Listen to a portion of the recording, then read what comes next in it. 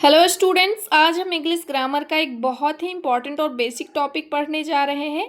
M, is और are. ये तीनों छोटे छोटे शब्द हैं, लेकिन इनका यूज़ हमारी रोज़ की इंग्लिश में सबसे ज़्यादा होती है। अगर आप इन्हें सही तरीके से सीख लेंगे तो आसानी से सेंटेंसेस बना पाएंगे और इंग्लिश बोलने में कॉन्फिडेंट हो जाएंगे।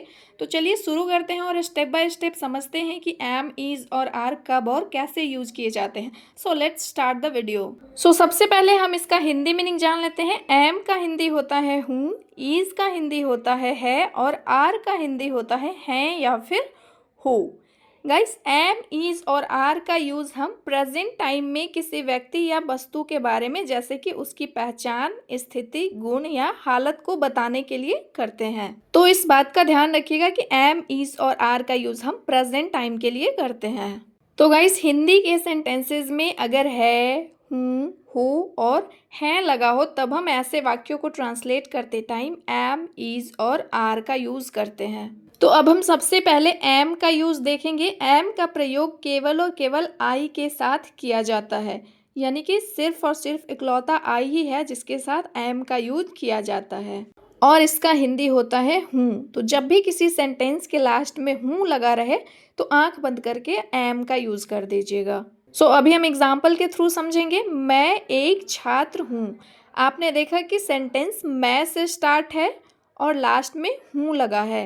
तो मैं के लिए हम आई लिखेंगे और उसके बाद हूँ के लिए एम का यूज़ करेंगे, और एक छात्र का ए स्टूडेंट, यानी कि मैं एक छात्र हूँ, आई एम अ स्टूडेंट। इसी प्रकार हम देखेंगे मैं घर पर हूँ, तो मैं का हो जाएगा आई और आई के साथ एम का यूज़ होता है, आई एम, और घर पर का हो जाएगा एट होम। तो आई एम एट होम, मैं घर पर हूँ। मैं खुश हूँ, आई एम हैप्पी।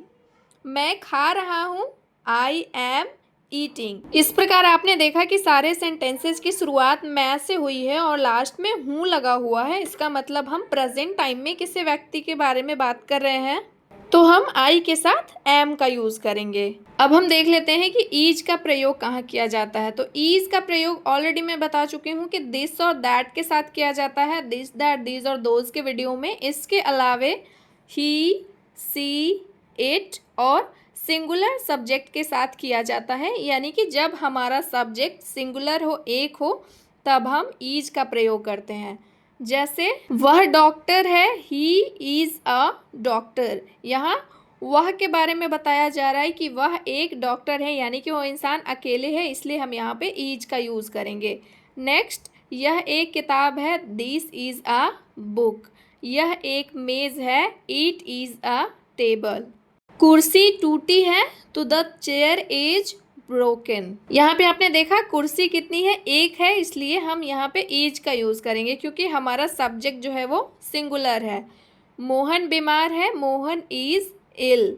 मोहन एक लड़का है और वह एक नर्स है, सी इज अ नर्स। तो यहाँ पे जितने भी एग्जाम्पल्स आपने देखे उन सब में सब्जेक्ट हमारा सिंगुलर है और प्रेजेंट टाइम की बात हो रही है, इसलिए सबके साथ हम इज का यूज करेंगे। नेक्स्ट देखेंगे यूज ऑफ आर। आर का प्रयोग दीज, दोज के अलावे यू, वी, दे और प्लूरल सब्जेक्ट्स के साथ किया जाता है। ईज का यूज जिस तरीके से हमने सिंगुलर सब्जेक्ट के साथ किया, उसी प्रकार आर का यूज हम प्लूरल सब्जेक्ट के साथ करते हैं।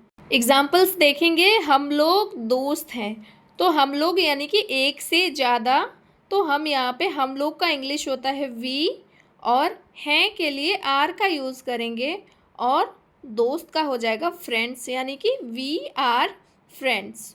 वे लोग खुश हैं, दे आर हैप्पी।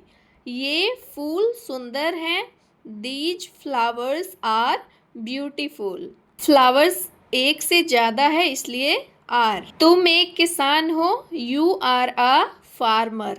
बच्चे खुश हैं, the children are happy. Ram और मोहन दोस्त हैं, Ram and Mohan are friends. तो गाइस, यहाँ पे आपने देखा कि हमारा सब्जेक्ट जो है वो प्लूरल है, यानी कि एक से ज़्यादा है, तो हमने यहाँ पे आर का यूज़ किया।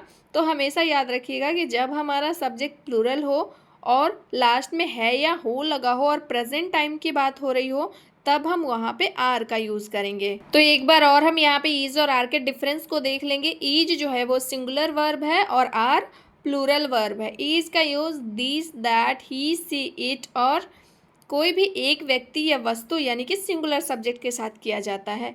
और वहीं पे आर का यूज़ हम लोग दीज, दोज, यू, वी, दे और एक से ज़्यादा व्यक्ति या वस्तु के लिए यानी कि जब हमारा सब्जेक्ट प्लूरल हो तब आर का प्रयोग किया जाता है। ईज में देखेंगे कलम लाल है यानी कि द पेन इज रेड, क्योंकि पेन हमारा एक है, सिंगुलर है। उसी प्रकार कलमें लाल हैं, द पेन्स आर रेड, एक से ज़्यादा कलम है इसलिए हम यहाँ पे आर का यूज़ करेंगे। तो दोस्तों आज हमने सीखा कि एम, इज और आर का यूज कब और कैसे करना है। तो अब आप खुद प्रैक्टिस कीजिएगा और अपना एग्जाम्पल्स कमेंट बॉक्स में ज़रूर लिखिएगा। उसके लिए मैं यहाँ पे 3 सेंटेंसेस दे रही हूँ जिसको ट्रांसलेट करके आपको कमेंट बॉक्स में लिखना है। सो अगर वीडियो अच्छा लगा हो तो लाइक, शेयर और चैनल को सब्सक्राइब करना मत भूलिएगा। नेक्स्ट वीडियो में हम और भी इंटरेस्टिंग इंग्लिश ग्रामर के टॉपिक सीखेंगे। Till then keep learning, keep practising and bye bye.